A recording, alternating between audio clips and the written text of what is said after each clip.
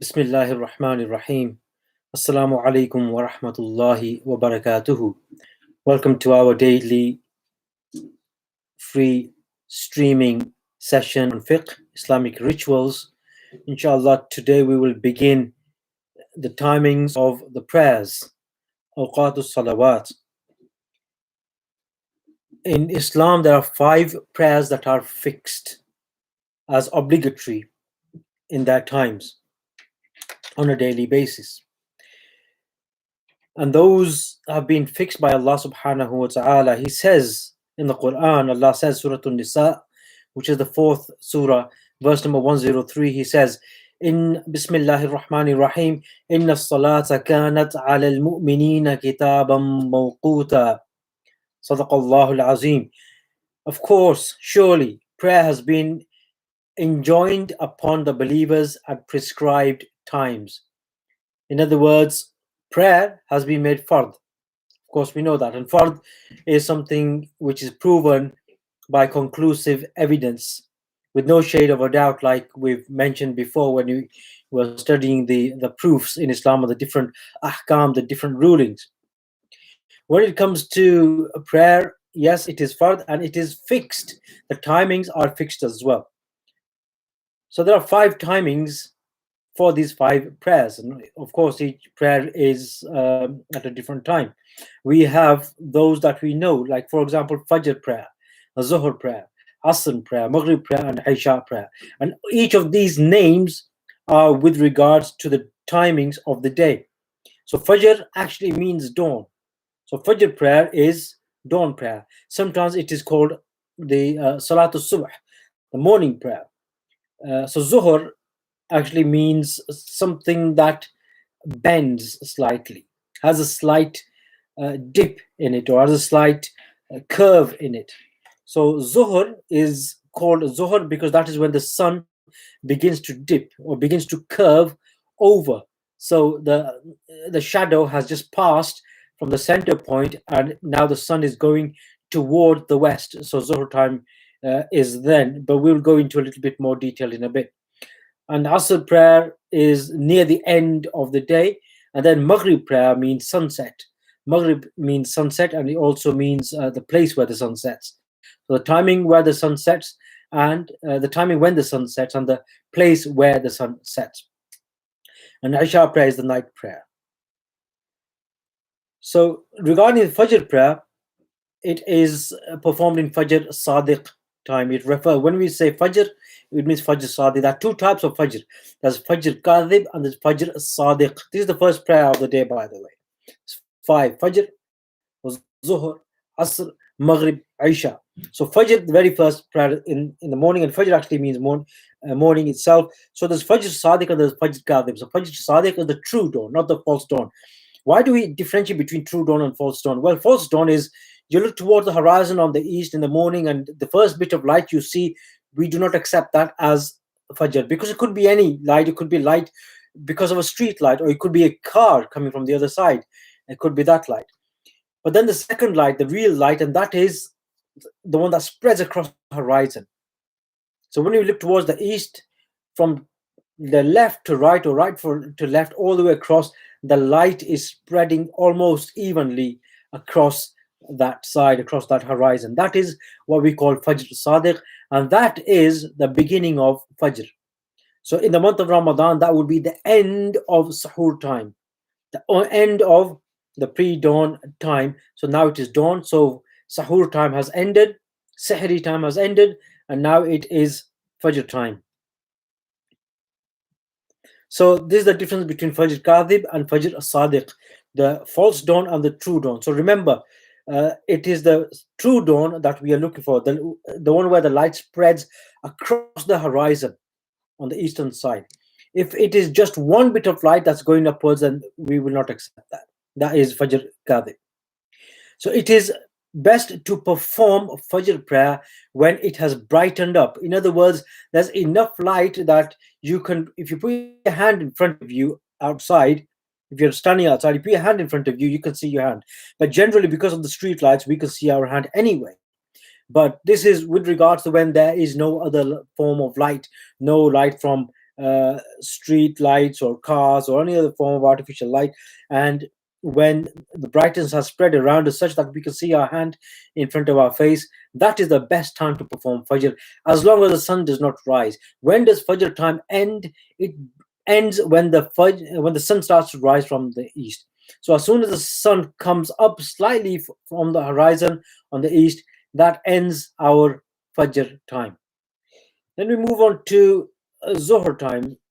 Time of Zuhr is when the sun begins to decline from the highest point at noon. When it begins to decline from the highest point at noon, that is the beginning of Zuhr time. So when the sun is at the highest point, we do not pray then, but we pray when the sun begins to decline. It starts going towards the west, and the shadow on the eastern side starts to get longer. So when does it end? Well, there are two sayings in Hanafi fiqh. One is when the shadow of all things becomes the same length as its object plus the shadow it had originally at noon. And some say when that shadow plus its shadow at noon, that shadow is not the same length as the object, but twice its length. So there are two sayings on that. Best thing is to perform Zuhr prayer before the shadow of any object becomes the same as its length, and then to pray Asr after the shadow of all things has passed twice their length. So that way we will be practicing upon this, upon the agreement within the Hanafi madhab. In the summertime, it is best to cool Zuhr, which means that it is best to delay it a little bit. So when it is summer, best to delay Zuhr prayer a little bit, and in the winter, best to hasten it a little bit, as long as it is performed within the time. So best to perform Zuhr prayer in its later time, but within the time when the shadow is less than one length of its object. So during that time, but the later time. But in winter, it is best to perform Zuhr prayer at its earlier time. And then Asr prayer, Asr prayer begins when Zuhr time ends, according to the two sayings. When the shadow of everything becomes the same as its length or twice its length. But the cautious method is like the one I mentioned to you. Zuhr time, best to perform it before the shadow of objects become the same length as their object, and to perform Asr prayer when the shadow of every object has passed twice their size. So in between, it's best not to pray. That would be the cautious method. And it is Asr prayer, it lasts until the sun does not change its color. When the sun begins to change its color, it starts going more yellowy and towards orangey, yolky color. Then that is a time when it is best to avoid delaying it till. We can perform Asr prayer at that time if we have not already prayed it, but it is best not to delay it to that extent. It is best to pray it before the sun begins to change its color, because that will take us into what we call makruh timing. So, but if someone has not performed Asr prayer of that day, then they can pray at that time, but best not to delay. Maghrib prayer. Maghrib actually means setting of the sun. It can refer to the place where the sun sets, so that's the west. And Maghrib can also mean the time when the sun sets, so that is sunset time. And after the sun has completely set, that is when Maghrib time begins. So Maghrib time begins when the sun has completely set, and it continues until the shafaq, the twilight, completely goes. So when the twilight has completely gone on the western horizon, in other words, you're looking at the west and the sun is setting. So at that time, we are not praying. So when the sun has completely set, it's completely gone, we can pray Maghrib now because it is Maghrib time. But we see the light across the horizon. As long as that light remains, we can pray Maghrib. So that is what we call twilight. With regard to the twilight, there are two sayings within the Hanafi madhab. According to some, it is the redness. According to others, it is the whiteness that is seen after the redness. So so the Sunnah said we see red at the bottom and then white at the top. Some say that when the redness has gone and the whiteness remains, Maghrib time has ended and it's Isha time. Others say no, that whiteness is still twilight, so we can still pray Maghrib. So we wait till the whiteness goes as well, and then we pray Isha. So Maghrib time, within the Hanafi madhab, these are the two sayings. And that is one of the contentious issues that we face in the summer months. You might have experienced this in the last few years, in the month of Ramadan especially. Because in the summer months, when does Isha time begin? When does Maghrib time end? Well, we have this saying of this twilight, the redness or the whiteness. When the redness disappears and the whiteness is still there, according to some, Maghrib time has ended. It's now Isha time. According to others, no. The whiteness has to disappear as well, and that's when Isha time begins and Maghrib time will end. So, according to some, Maghrib time is shorter than others, and Isha time begins later, according to others. When it comes to the summer months, the whiteness, certain days, the whiteness on the western horizon remains, and then the sun starts coming up from the eastern side. In other words, Fajr time begins on the eastern horizon when twilight, the white twilight, the later twilight, is still there on the western horizon. In other words, Isha time, according to those scholars, has not even started yet, and it's Fajr time already on the eastern horizon. So what do they do there? Well, they start calculating. They make these calculations. I won't go into those calculations now because it is beyond the remit of our class. It's a little bit technical and it's going to take a while to explain it. So I'm not going to go into that. But when these issues occur, you will understand that these issues are occurring. So we just need to understand these are the reasons behind those issues.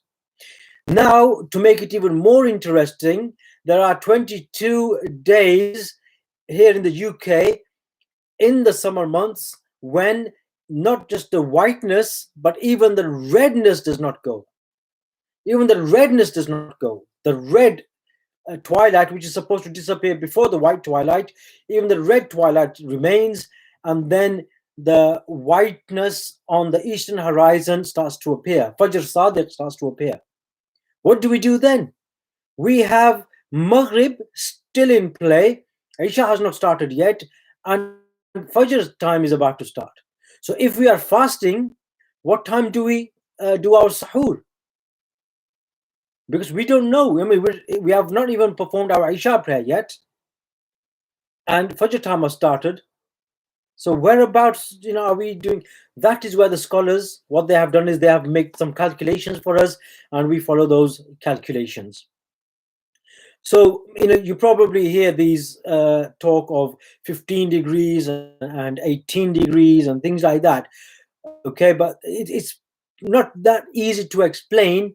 But once understood, it's easy to take a grasp of. But I'm not going to go through that because that's beyond the remit of our class, like I mentioned. All we need to know is that when there are these issues, we know what's going on, and the scholars, what they are trying to do in trying to make things easy for us. Remember, nobody is trying to destroy your salah. When these timetables come about, you'll see that sometimes Fajr prayer, like in Ramadan, Fajr prayer starts at 1:05.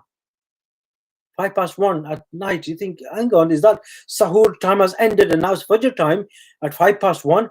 According to others, it's at 3:30 or 4 o'clock or something like that in the morning. So there's that 3-hour difference in different timetables, and they are there. What do? Well, we follow the timetable of our local masjid. That's it, regardless of whether we think they are right or whether we think they are wrong, because they are, as it says in the Quran, ulul amr. They are the people on duty. They are the people who have the responsibility. They are the people in charge. They have this responsibility to make the timetables and give them to us. And nobody is going to make a timetable to disrupt or destroy your prayers and your fasting. Nobody is going to do that. They are all making timetables according to the best of their knowledge and in a manner which is best for you and best for everybody. There may be these differences, and those differences are there. Like I just mentioned, within the Hanafi madhab, there's two different sayings regarding the Zuhr prayer, when Zuhr prayer ends and when Asr prayer begins. And there's this difference as well regarding Maghrib prayer and the twilight. So these differences are there, and they've been there for centuries. But when it comes to these 22 days where even the red twilight does not disappear and Fajr time begins, what do we do then? We leave it to the scholars, and the scholars have given us these timetables. Best thing to do is follow your local masjid timetable, and that's it. Do not say that that timetable is wrong, ours is right, or that is wrong, that ours is right. So and so said so, so and so. This scholar said that is wrong and this is right. No, let the scholars debate it among themselves. We as the awam, we as the normal, general, regular people, we are not scholars or anything like that. We just take a timetable from our local masjid and we stick to it. And if we do not have a local masjid that we follow, you take one timetable from anyone and you stick to it throughout the month. And you stick to that throughout the month. That's it. And I mentioned this when we were doing the Ramadan preparatory course on the 12th of April, those of you who attended that. And I mentioned it in detail as well. If you do not have a local masjid that you follow, just pick up a timetable from any local masjid or any masjid in your locality, the one that you prefer. The timetables will probably be different regarding different masjids. Follow the one that you prefer and stick to it throughout the month. If you are to go to somebody else's house for sahur, iftar, or whatever, you follow their timetable. If someone comes to your house, they should follow your timetable. So just to make things easier, the scholars have given us these timetables, and it is up to us whether we follow those or not. If we are not going to follow, just think at it in a different way.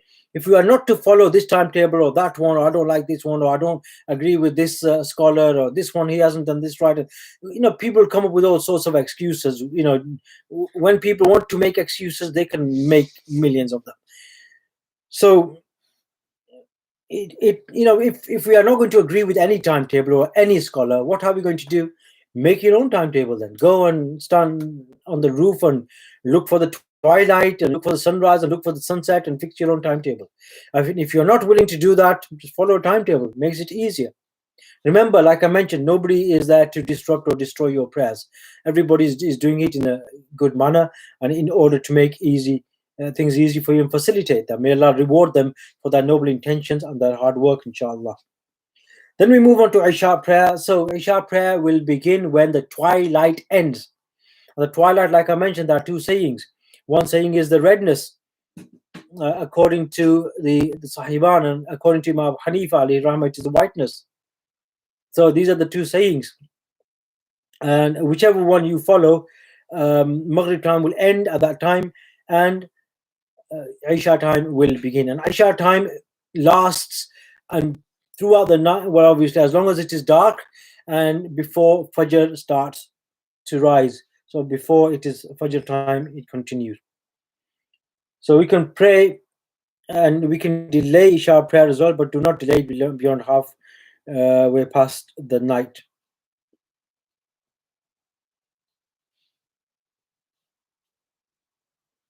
In winter, it is best to hasten Isha prayer, and in the summer, try to delay it. But it is not a must. Like in the UK, we follow timetables, so that's it. Just follow those timetables. Are we allowed to? I mean, we had a question, and those of you who are watching as well, you may ask questions if you are subscribed in. And we had a question: are we allowed to combine two prayers? Well, in the Hanafi fiqh, okay, you are only allowed to combine prayers on two places, and it is for the hajis, people who are performing hajj. They can combine Zuhr prayer and Asr prayer in Arafah at the timing of Zuhr if they are praying behind the Imam. If they are not praying behind the Imam, then they perform them Zuhr in Zuhr time and Asr in Asr time. So if you're praying in Arafat, then you will be performing Zuhr and Asr in Zuhr time. And in Muzdalifah, everybody performs Maghrib and Isha time in the timing of Isha. So that is delayed performance for Maghrib. So these are the only two occasions. And the condition for the first one is you are praying behind the Imam.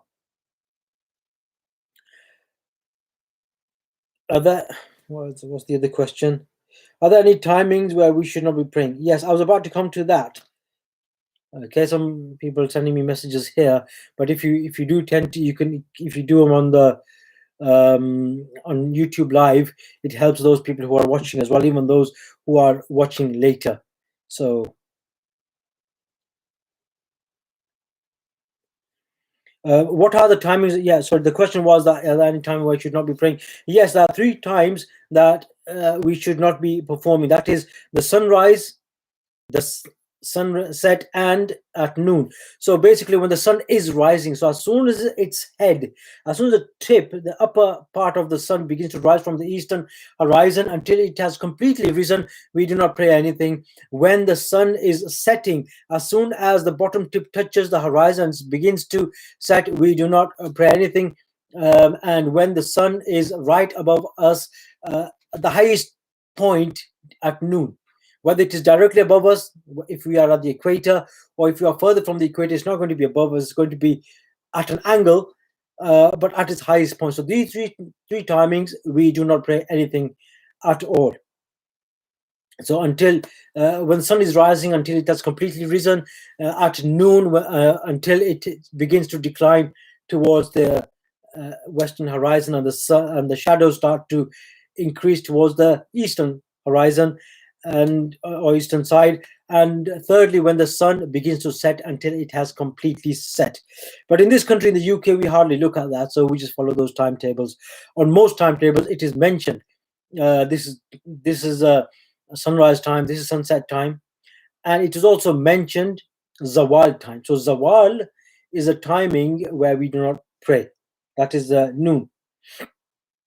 There are other times as well. For example, after you have performed the fard of Fajr prayer, we do not perform any nafil prayers after that.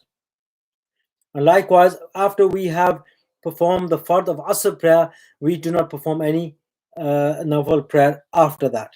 So any ruku sajda prayer during these timings are not to be performed. Ruku sajda prayers means any ritual prayer apart from just doing sajda of recitation, which is in the Quran. So does not have a ruku. Likewise, Salatul Janaza, the funeral prayer, does not have ruku or a sajda in it. But best to delay it anyway until the time comes when it is permissible for all prayers to be performed. And that is the end of the timings of prayer. So inshallah, we shall be back again tomorrow. I think we have another question just come through. What if someone cannot tell the difference? What time is it, Zuhr or Asr prayer? Okay. Best thing is try to find out the timing. Remember the timing. Remember what time you performed Zuhr yesterday and Asr the following day. Try and remember those timings. If you don't have a watch with you or nothing with which you can tell the time, then we need to do what we call tahri. If you cannot ask people, or people don't know or anything, try and find out whichever way you can. Try and exhaust all the means of seeking the right timing. And you can use, there are plenty of apps that you can download on your mobile phones, and even if that is not available, or it's not possible for whatever reason, do whatever you can. So best thing is to try and learn these shadows of things. In the UK, it's cloudy for many weeks, really, sometimes. So it's very difficult to tell where the sun really is. So tahri is what we call guesswork. So if you can guess that maybe the sun is in a place now where Zuhr prayer can be performed, so perform your Zuhr prayer. So that would be as a last resort, after trying and seeking all other means of finding this information of prayer times, any prayer time, not just the Zuhr, Asr, but any prayer time. Fajr prayer as well. What time does that begin? What time does it end? Etc. Things like that. So we follow timetables and all that in this country. It's good to have something like that on our mobile phones. A lot of people, especially the elderly, they probably will not have smartphones. So it's going to be more difficult for them. But there are those people who are regular in prayers. They will have an idea when that prayer time is. So that's just easier for them. Okay, another one here saying, I'll just read it out to you. What if someone does not remember if they have done wudu or not? Can they pray? Okay, this should have been a question asked. Should have been when we were doing the topic on wudu, but it's still appropriate. If someone does not remember whether they've done wudu or not, what is the inclination of the mind? What do you think you have? Do you think you did wudu and did not invalidate it after that? If that is your thought, then it's like that. You have wudu. If you thought, if the inclination of your mind is, I invalidated wudu, but I'm not sure if I did it again or not, then your certainty is upon invalidating wudu. In other words, we base it upon the certainty, not upon the suspicion or the doubt. So the certainty is that you did not have wudu. So whatever your certainty is upon. But if you think like, well, I did wudu, but then I've been playing football or this, that, I'm not sure. Well, do wudu again, because generally when someone goes to sleep, sleeping is not what invalidates wudu. It is the loosening of the joints so that one might break wind and not even realize it. So when someone is playing football or any other aggressive physical sport, they will not realize that the broken wind. Sometimes it will be like that.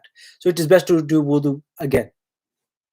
So if there are no other questions, we shall end that there, and we shall come back again tomorrow, inshallah, for the next topic. Until then, أقول قولي هذا وأستغفر لي ولكم ولسائر المسلمين والمسلمات والسلام عليكم ورحمة الله وبركاته.